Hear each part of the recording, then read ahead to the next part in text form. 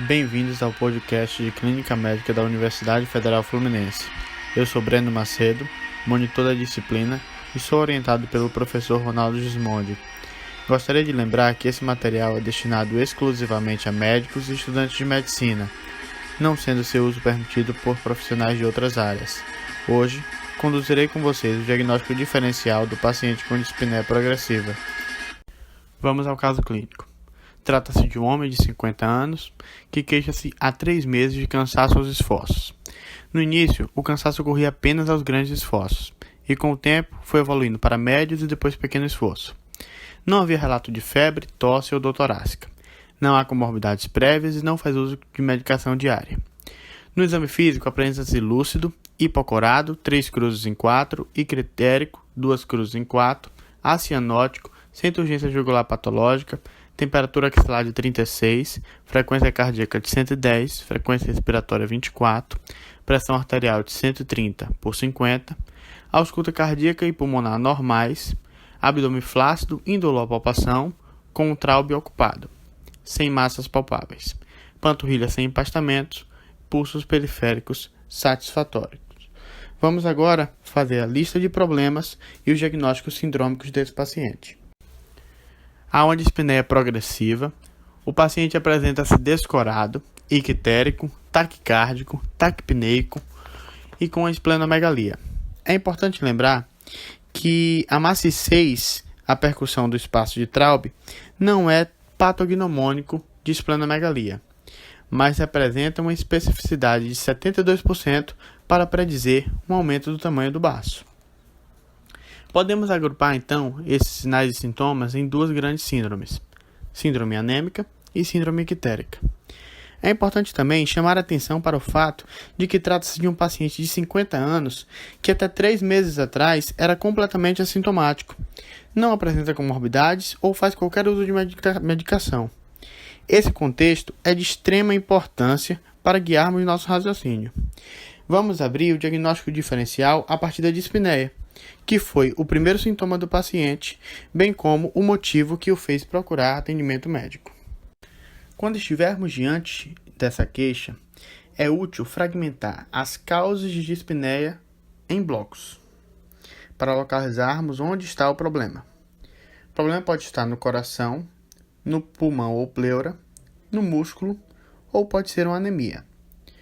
Bem, como sabemos pelo exame físico que o paciente está anêmico, é importante determinarmos se a anemia é um fator que está contribuindo para a dispneia ou se ela, por si só, é a causa da dispneia.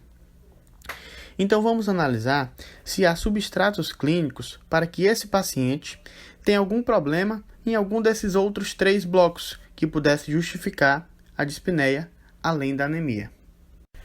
Para investigarmos se o coração é o culpado da dispneia, devemos buscar ativamente alguns sinais e sintomas para situarmos nosso raciocínio. Primeiro, é importante nos perguntarmos quais os tipos de acometimento cardíaco podem cursar com dispneia. Tudo aquilo que tem um acometimento que leve a uma insuficiência ventricular esquerda, acompanhada ela ou não de um acometimento ventricular direito, pode causar dispneia. Além disso, as valvulopatias, problemas no pericárdio e as arritmias. Vamos começar com a investigação do ventrículo esquerdo. O que na anamnese é importante que o paciente seja questionado? Sobre dispneia paroxística noturna, ortopneia, blendopneia, nictúria e fadiga, que tradicionalmente é atribuída ao baixo débito. No exame físico, devemos buscar estertores pulmonares que por vezes são acompanhados de sibilos, ictus desviado e ausculta de B3. Se também houver um acometimento do VD, além dos indícios de insuficiência ventricular esquerda, devemos notar uma estase jugular, hepatomegalia, que geralmente é dolorosa, edema de membros inferiores e sintomas como anorexia, náuseas e saciedade precoce, que estão relacionados ao edema da parede intestinal e congestão hepática. Quanto às valvulopatias, devemos perguntar sobre angina, síncope e pesquisar sopros e frêmitos no exame físico. Problemas no pericárdio também podem causar dispneia. No entanto, é importante lembrar que as doenças do pericárdio geralmente apresentam-se com um edema que é muito mais importante do que a dispneia. Em relação às arritmias, queixas como síncope e palpitações devem levantar essa suspeita. No entanto, a dispneia apresentada pelo paciente com arritmia, na maior parte das vezes, é intermitente e não progressiva, portanto, não assemelha-se à dispneia apresentada por nosso paciente. Por tudo isso, não há substratos cardíacos nem na história, nem no exame físico desse paciente para nos direcionar o raciocínio para o coração como causa da dispneia. Agora, sobre o binômio pulmão-pleura. Vamos, de forma análoga ao que fizemos com o coração, setorizar o raciocínio, o que, de acometimento pulmonar ou pleural, pode cursar com dispneia. Primeiro, as doenças intersticiais do pulmão também apresentam essa característica de dispneia progressiva, tal como o nosso paciente. Por isso, dentre os acometimentos pulmonares, talvez, ao lado da hipertensão arterial pulmonar, se encaixe bastante no diagnóstico diferencial. No entanto, a ausência de tosse seca e estertores crepitantes bibasais diminui a chance de uma doença pulmonar intersticial. Há também os problemas obstrutivos, como DPOC e asma, que não apresentam a história natural manifestada pelo nosso paciente, além de faltarem os comemorativos clássicos dessas condições. Quanto aos problemas vasculares, destacamos o TEP, que não se enquadra no nosso caso, e hipertensão arterial do pulmonar, que também pode se apresentar como uma dispneia progressiva. Para investigar no exame físico uma hipertensão pulmonar, devemos buscar hiperfonese e desdobramento de B2, ictus de VD, além de sinais e sintomas relativos ao comprometimento do VD por um possível corpo pulmonale. Causas infecciosas também podem causar dispneia crônica progressiva. Aqui ganham destaque as infecções por micobactérias e fungos. No entanto, a ausência de tosse, febre e sinais sistêmicos relacionados a cada uma dessas infecções diminui a probabilidade dessa hipótese. E por fim, as pleuropatias, como derrame pleural, pneumotórax, condições que podem ser facilmente identificadas no exame físico. Por isso, as causas pulmonares de dispneia progressiva também perdem força nas nossas hipóteses diagnósticas. Vamos agora ao acometimento muscular, por vezes esquecidos por muitos.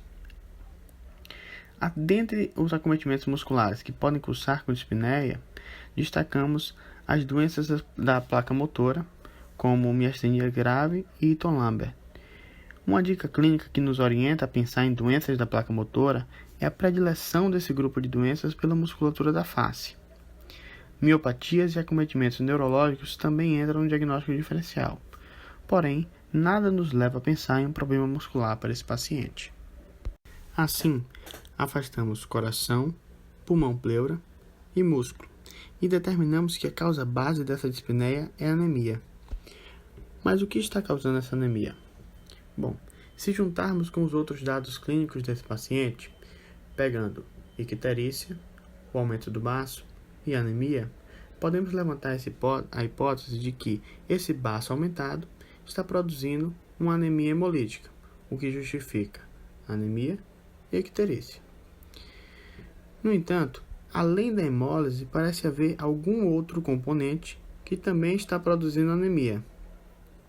Isso porque o grau de esplenomegalia está diretamente relacionado com o nível de sequestro de hemácias.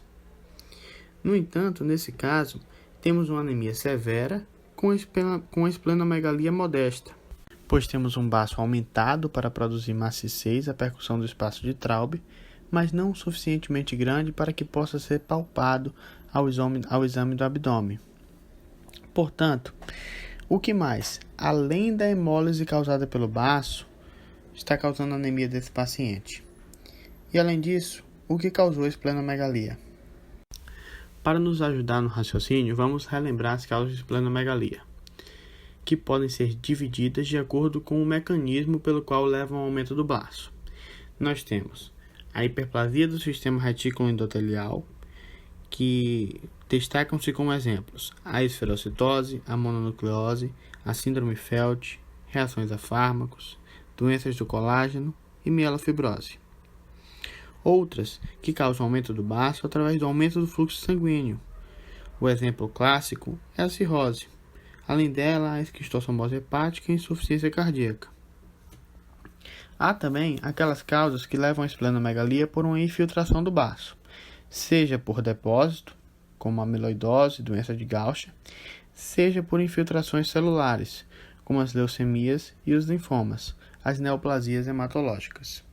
Quando estivermos diante de uma anemia hemolítica com esplenomegalia, devemos aventar 3 principais possibilidades: causas congênitas, como a esferocitose, causas infecciosas e causas neoplásicas. Dentre elas, a que melhor representa o quadro clínico do paciente é a neoplásica, pelo fato de ser um paciente de 50 anos previamente rígido, com início dos sintomas há apenas 3 meses, fala contra o diagnóstico de condições congênitas. Ainda, a ausência de febre e outros comemorativos diminui a probabilidade de causas infecciosas, mas é importante ter em mente que não exclui essa possibilidade, apesar da baixa probabilidade. Um importante diagnóstico diferencial para esse caso de etiologia infecciosa é a leishmaniose visceral, o calazar. Mas, pela história clínica, ficamos com a hipótese principal de neoplasia hematológica, que justifica a importante anemia desse paciente, bem como a esplenomegalia por infiltração de células neoplásicas, que, por sua vez, justifica a hemólise. Esse foi nosso podcast sobre abordagem ao paciente com dispneia progressiva. Obrigado a todos pela atenção e não deixem de curtir a página do Facebook da Clínica Médica da Universidade Federal Fluminense, além de se inscrever na nossa página do YouTube. Em caso de dúvidas, sugestões ou críticas, entre em contato conosco através do nosso e-mail. Até a próxima!